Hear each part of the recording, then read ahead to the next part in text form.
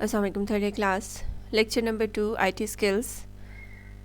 और इसमें हम लोग जो टॉपिक कवर करेंगे वो है कंपोनेंट्स ऑफ कंप्यूटर सिस्टम।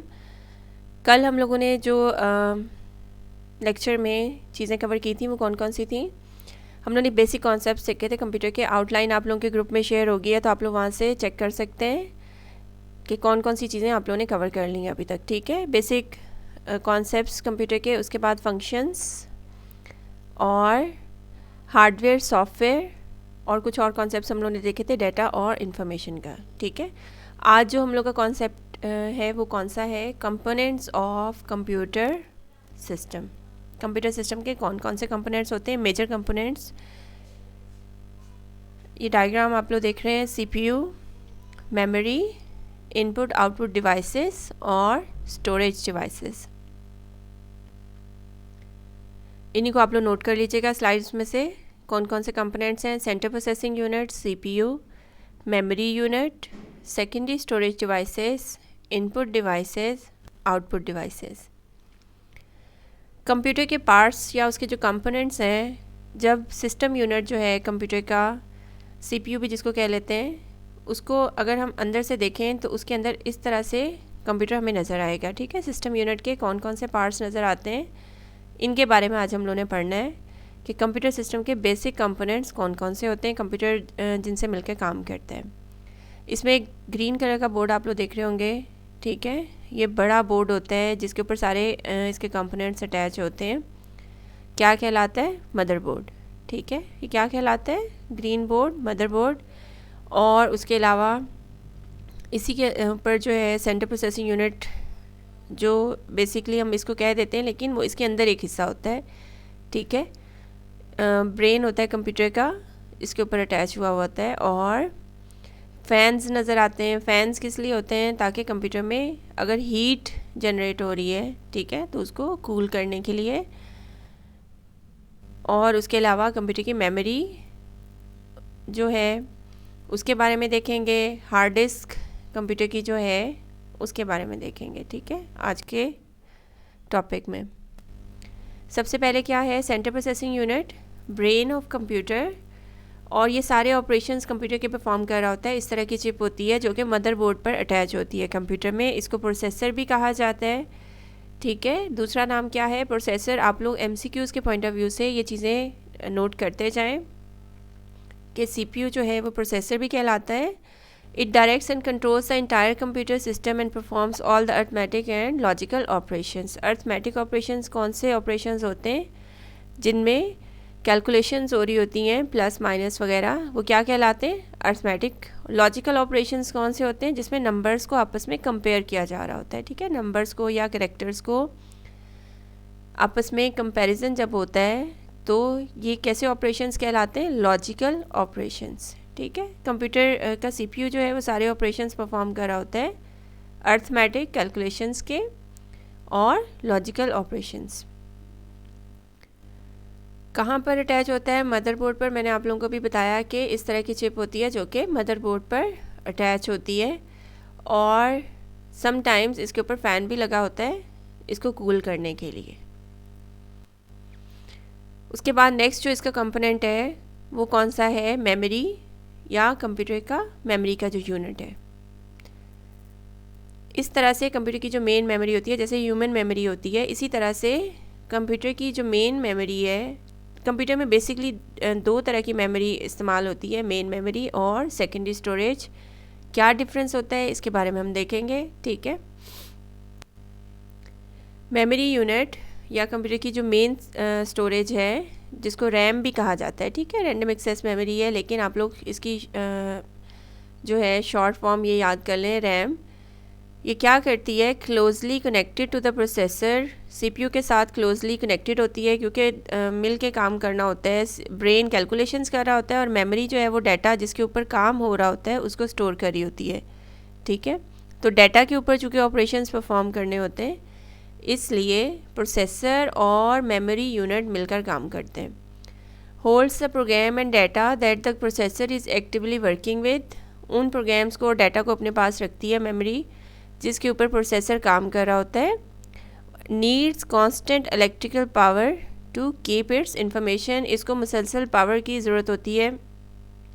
क्यों ज़रूरत होती है? क्योंकि कंप्यूटर जो है वो इलेक्ट्रॉनिक डिवाइस है और उसको मुसलसल पावर की ज़रूरत है। तो इस मेमोरी को अगर पावर जो है वो रिमूव की जाए, जैसे कंप्यूटर शट डाउन कर दिया, तो क्या होगा कि इसकी इंफॉर्मेशन जो है वो लॉस्ट हो जाएगी। इसीलिए इसके लिए एक टर्म यूज़ की जाती है वोलेटाइल। मेन मेमोरी जो है वो वोलेटाइल मेमोरी है, क्योंकि उसमें अगर पावर जो है उसको रिमूव कर दिया जाएगा तो उसका डाटा जो है वो लॉस्ट हो जाएगा। ठीक है, इसलिए इसको मुसलसल पावर की ज़रूरत होती है। ये कैसी मेमोरी है? Volatile, loses data if the power is removed. अगर इसकी पावर रिमूव कर दी जाएगी तो इसका डाटा ख़त्म हो जाएगा। ठीक है, जैसे कंप्यूटर शट डाउन कर दिया। उसके बाद मैंने आप लोगों को पहले बताया था कि दो तरह की मेमोरी है। एक मेन हम लोगों ने देख ली और दूसरी कौन सी है? ये मेन मेमोरी की डायग्राम आई हुई है यहाँ पर। और ये कौन सी है? सेकेंडरी स्टोरेज, हार्ड डिस्क जो जिसको कहा जाता है कंप्यूटर की। ठीक है, ये लफ्ज़ हम आम सुनते हैं कि हार्ड डिस्क जो है वो कंप्यूटर की या सीपीयू कंप्यूटर का। ठीक है, तो असल में इन टर्म्स का क्या मतलब है? मेमोरी यूनिट्स दो तरह के आप लोगों को मैंने बताएं। कौन कौन से? प्राइमरी या मेन मेमोरी इसकी, और सेकेंडरी स्टोरेज। इसमें मुख्तलिफ आगे टाइप्स हैं इसकी, देखते हैं। सेकेंडरी स्टोरेज हम आम तौर पे जो स्टोरेज के लिए कंप्यूटर की लॉन्ग टर्म चीज़ें सेव करनी हो तो हम इन डिवाइसेस को इस्तेमाल करते हैं। कौन कौन सी हैं? Hard disk, memory cards, mobile में जो कार्ड्स वगैरह होते हैं, सीडी आप लोगों ने देखी होगी, डीवीडी, और यूएसबी का इस्तेमाल बहुत ज़्यादा करते हैं सब लोग। यूएसबी भी कंप्यूटर का डाटा जो है वो लॉन्ग टर्म के लिए सेव करने के लिए इस्तेमाल किया जाता है इसको। फ्लॉपी डिस्क भी इस्तेमाल होती है, ये थोड़ी सी पुरानी डिवाइस है, इनकी डिटेल में जाने की ज़रूरत नहीं है। आप लोग जस्ट मेजर कॉन्सेप्ट रखेंगे जहन में कि सेकेंडरी स्टोरेज है क्या चीज़। Used for long term storage of programs and data. किस लिए इस्तेमाल होती है? Long term storage of programs and data. Data को लॉन्ग टर्म अगर स्टोर करना है, before data and programs can be use they must be copied from secondary memory into main memory. Computer की सेकेंडरी स्टोरेज के अंदर data तो हम save कर लेते हैं, लेकिन कंप्यूटर का जो सीपीयू है वो किसके साथ कनेक्टेड है? बेसिकली मेन मेमोरी के साथ। ठीक है, तो जब भी ऑपरेशंस परफॉर्म करने हैं डाटा के ऊपर, और डाटा अगर सेकेंडरी स्टोरेज में मौजूद है तो उसको पहले कहाँ पर लेके जाना पड़ेगा? मेन मेमोरी में। यही वाली लाइन है, before data and programs can be use they must be copied from secondary memory into main memory. Does not need electrical power to keep its information, और इसको मुसलसल पावर की सप्लाई की ज़रूरत नहीं होती। इसलिए ये कैसी मेमोरी है? नॉन वोलेटाइल, यानी अगर इसकी पावर को रिमूव किया जाएगा तो ऐसे नहीं होगा कि इसका डाटा ख़त्म हो जाए या लॉस्ट हो जाए। ठीक है, सेकेंडरी स्टोरेज किस तरह की मेमोरी है? Non volatile. कौन से की पॉइंट्स हम लोगों ने देखे? Used for long term storage, data को अगर लंबे अरसे के लिए हम लोगों ने स्टोर करना है तो हम सेकेंडरी स्टोरेज का इस्तेमाल करेंगे।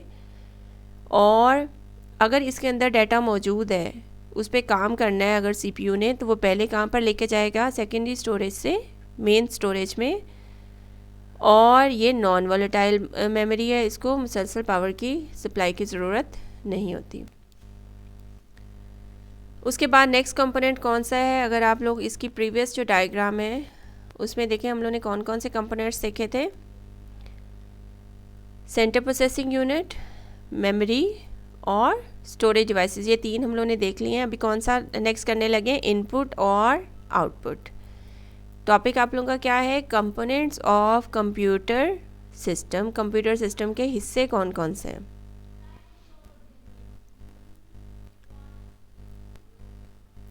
इनपुट डिवाइसेस, कल एक वाले लेक्चर में भी थोड़ा सा आप लोगों को मैंने इनपुट का बताया था कि इनपुट क्या चीज़ होती है। जब कंप्यूटर को यूज़र इन्फॉर्मेशन दे रहा होता है कोई भी जिसके ऊपर काम करवाना है, ठीक है, तो वो क्या कहलाएगा? Input.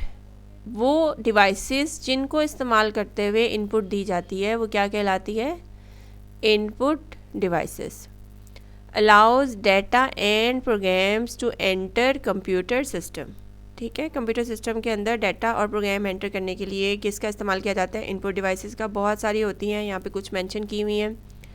Keyboard, mouse, joystick, microphone, webcam और स्कैनर। ठीक है, मॉनिटर नहीं है, मॉनिटर यहाँ से रिमूव कर दें, ठीक है। ये मैं आपकी स्लाइड करेक्ट कर दूँगी, मॉनिटर इनपुट डिवाइस नहीं है, ठीक है। इसी तरह की चीज़ें जो हैं ये बेसिकली आप लोगों को MCQ जो आएंगे उसमें आएंगी, ठीक है। उसके बाद नेक्स्ट कौन सा है, output devices. Monitor basically output device है। आउटपुट डिवाइसेस की क्या डेफिनेशन है, an output device is use to send data out of the system. किस लिए इस्तेमाल होती है, डाटा को शो करवाने के लिए। यूज़र ने जो भी काम करवाया है, पहले इनपुट डिवाइसेस को इस्तेमाल करते हुए डाटा कंप्यूटर में भेजा, ठीक है। कंप्यूटर ने उसके ऊपर कोई से भी ऑपरेशन परफॉर्म किए और फिर यूज़र को रिज़ल्ट शो करवाना है, तो वो किस तरह से शो करवा सकता है, या तो स्क्रीन पर दिखा देगा, ठीक है। कल हम लोगों ने सॉफ्ट कॉपी हार्ड कॉपी का कॉन्सेप्ट दिखा था, या तो स्क्रीन पर दिखा देगा या फिर पेपर के ऊपर प्रिंटेड फॉर्म में दिखा देगा, ठीक है।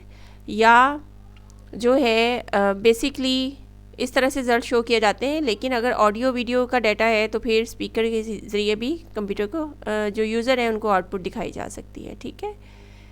तो ये कुछ डिवाइसेस हैं जो बताई हुई हैं यहाँ पर उन्होंने, कौन कौन सी हैं यहाँ पर, मॉनिटर, प्रिंटर, स्पीकर। करता क्या है आउटपुट डिवाइसेस का, क्या काम है, an output device is use to send data out of the system, ठीक है। कौन कौन से मेजर कंपोनेंट्स आज हम लोगों ने देखे हैं कंप्यूटर के, central processing unit, main memory, secondary storage, input devices, output devices. आप लोगों के आज के जो लेक्चर के नोट्स होंगे वो अलग से नहीं होंगे, क्योंकि आज की स्लाइड्स काफ़ी डिटेल्ड हैं, आप लोग यहीं से नोट कर सकते हैं।